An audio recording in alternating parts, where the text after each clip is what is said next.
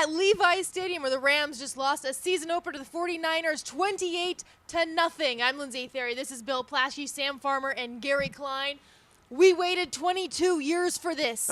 Bill, did you wait 22 years to watch the Rams get shut out? You know, for 22 years, we haven't had an NFL team in L.A. We still don't. They didn't show up. They didn't show up. No points. We still haven't scored a point in 22 years. Didn't get within a 26-yard line.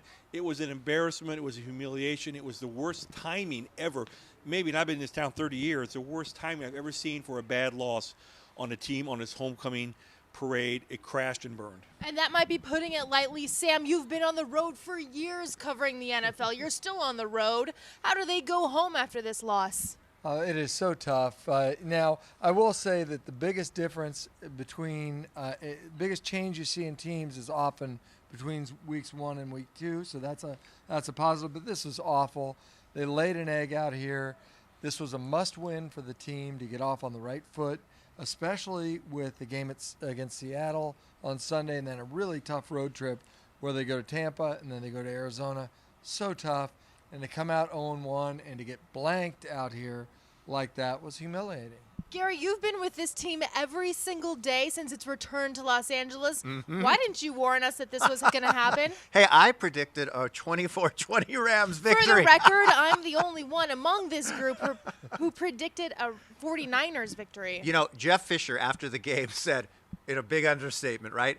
We didn't expect that to happen. Understatement of the year.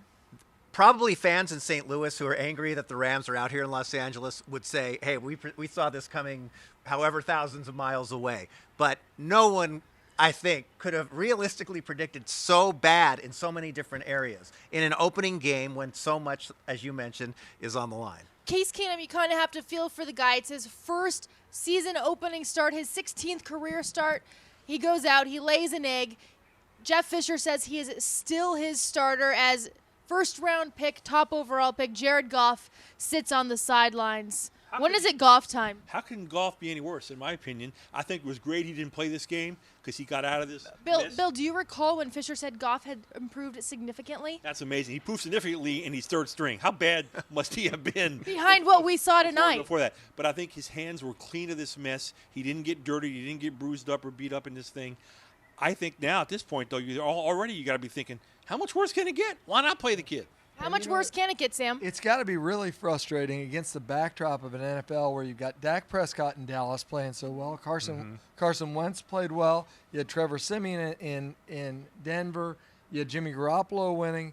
And it's such an awkward, uncomfortable sight to see the number 1 overall pick in street clothes out there. So I agree. I think, and this game, I think, he looked pretty good in street clothes, though. He Why looked didn't pretty they good turn in that street white clothes. breaker? Why didn't they turn to Sean Mannion at some point? Why didn't they turn to Sean Mannion at some point in this game and give him a try? I mean, like Bill said, I mean, how much worse could it get? Sam's talking about how awkward it is. Here's what's awkward. Jeff Fisher and Les Snead are looking for contract extensions. We thought perhaps those extensions would get announced before tonight's opener. They didn't. And now, how does that happen? Well, the timing, right? If it was going to happen, Extend it to next week. it could not. It's just not. It's not going to be a good look, no matter what. Can you imagine if they had done that before this game and then they went out and played this way? Would have been insane. And now they go to the Coliseum, right? Home opener. They've sold more tickets, right? They've opened the gates for this, as Sam has written about. Pete Carroll's coming back. And that's what we're going to hear. We're going to hear we're not going to hear bring back Pete. We're going to hear another variation that probably rhymes with that. Sam has a great line in his story in the LATimes.com today about Pete Carroll. I didn't get you just hit the web. Or didn't you talk to somebody who said they got to be careful how they introduce them next week? Richard Sherman was saying, they should think about saying, coach of the Seahawks, Pete Carroll, ladies and gentlemen, your Los Angeles Rams. Try to capture some of that applause that Carroll's going to get. He's going to get more applause than the Rams. Is equally as much as applause. Yes. Yeah. That definitely could happen. And on that note, we'll wait until next week to see with Bill Plaschke, Sam Farmer, and Gary Klein. I'm Lindsey Thiry. Once again, the Rams fall in a season opener, their first game back in Los Angeles. Well, actually in San Francisco, 28-0.